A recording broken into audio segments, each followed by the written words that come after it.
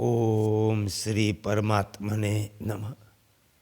જગતના સ્વરૂપનું વિવેચન અને બ્રહ્માના સ્વરૂપનું સવિસ્તાર પણ શ્રી વશિષ્ઠજી કહે, એ રઘુકુળ ભૂષણ રામ, તમે એવું સમજો કે સુખ પ્રાપ્ત થતાં દુઃખનો અને દુઃખ પ્રાપ્ત થતાં સુખનો નાશ થઈ જાય. તેથી આ બંને નાશવાન છે અને જેનો નાશ થતો નથી તે અવિનાશી આત્મા છે.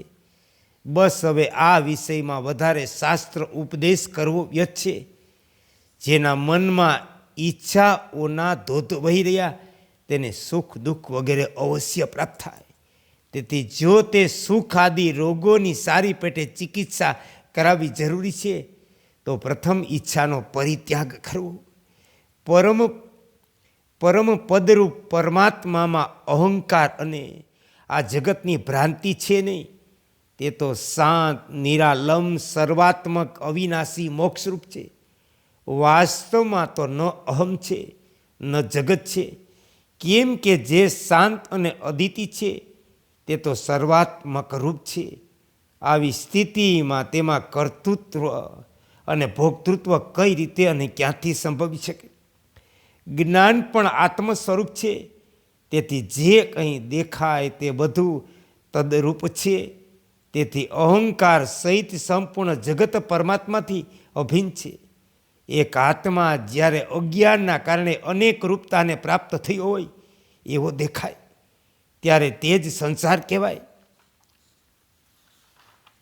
અને તે સંસાર સ્વયં અસત છે. આ જ કારણે તત્વદ્રષ્ટિએ વિચાર કરવાથી તેની સત્તા દેખાતી નથી. જેમ પ્રવાહશીલ હોવાથી સાગર તરંગોના રૂપમાં દેખાય તે જ પ્રમાણે ચિદરૂપ હોવાના કારણે આ બ્રહ્મ પોતાની સત્તાથી જગત રૂપે વિકસિત થયો હોય એવું લાગે. જેમ વાદળ છાયા આકાશમાં વૃક્ષ, હાથી, ઘોડા, અરણા વગેરેના આકારો દેખાય, વાદળ છાયા આકાશમાં જેમ દેખાય તે જ પ્રમાણે અવયવ અને આકાર રહિત પરબ્રહ્મમાં સૃષ્ટિ અને અહંકારનું રૂપ દેખાય. આ સંપૂર્ણ જગત પરબ્રહ્મમાં તેના અવયવ જેવું દેખાય. એ રામ, આની ઉપમા આ પ્રમાણે સમજો. જેમ વટવૃક્ષ અને તેના બીમાં કાર્યકારણ ભાવ છે તે જ પ્રમાણે કાર્યકારણતા જગત અને બ્રહ્મા છે. વાસ્તવમાં તો ન તમે છો અને હું છું, ન આ જગત છે, ન આકાશ છે. સર્વ ઉપદ્રવ રહિત અપરોક્ષ બ્રહ્મ સર્વત્ર વર્તમાન છે. એ રઘુકુળ તિલક, જેમ વાયુ અને સ્પંદનમાં ભેદ પ્રતીત થાય તેમ અદિતિ બ્રહ્મ અને જીવાત્મામાં પણ અજ્ઞાનથી ભેદ પ્રતીત થાય. તેથી આ વિષયમાં એવું સમજવું જોઈએ કે ચિત્ત અને અચિતનું ભેદ દર્શન સંસાર છે. અદિતિ બ્રહ્મ અને જીવાત્માની એકતા મોક્ષ છે.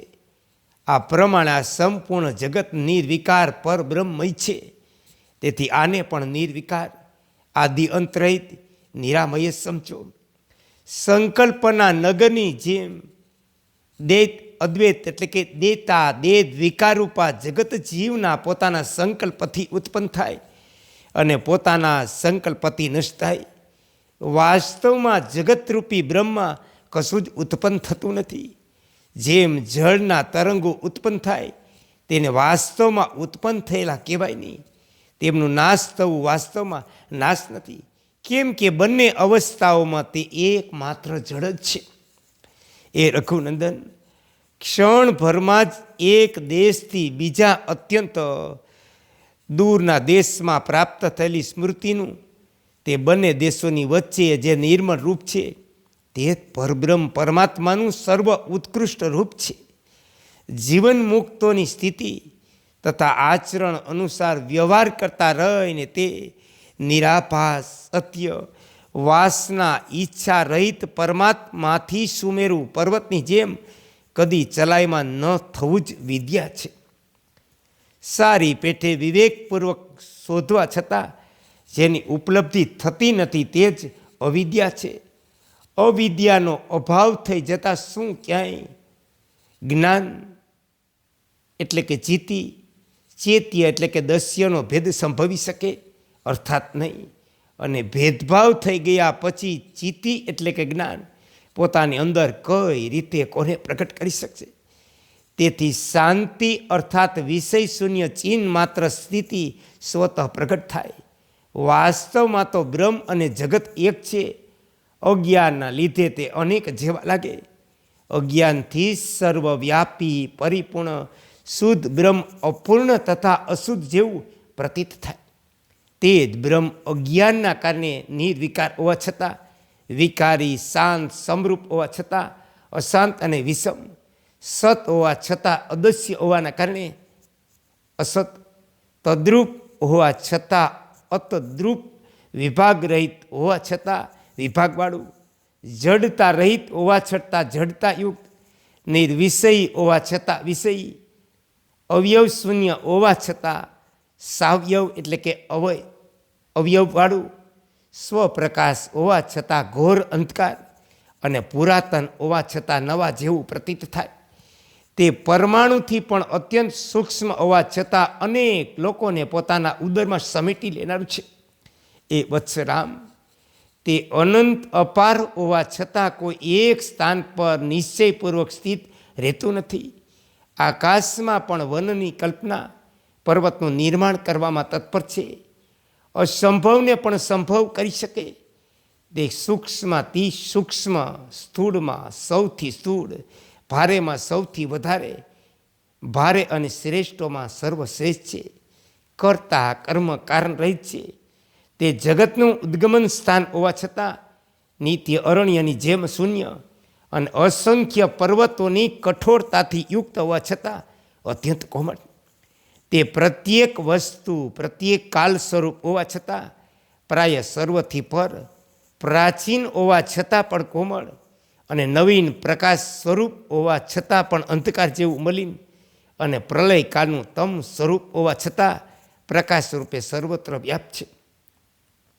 તે પ્રત્યક્ષ હોવા છતાં પણ આંખોની પહોંચ બહાર, પરોક્ષ હોવા છતાં પણ સામે, પ્રત્યક્ષ છિદ્ર રૂપ હોવા છતાં જડ અને જડ હોવા છતાં છિદ્રરૂપ છે.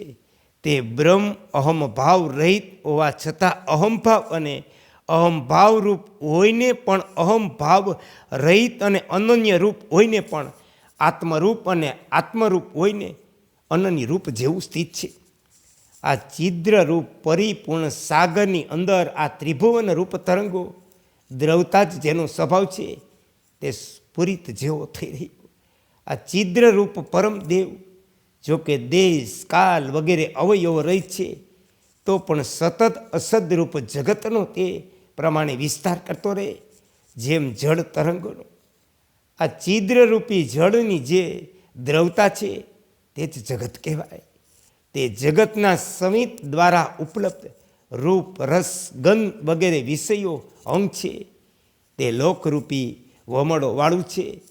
આ ઉદીપ્ત જ્ઞાનના પ્રકાશિત રહેવાથી તમામ પ્રકાશશીલ પદાર્થોની શ્રી એટલે કે ઐશ્વર્ય તેની સામે શાંત થઈ જાય અને ફરી તેનાથી ઉત્પન્ન થાય.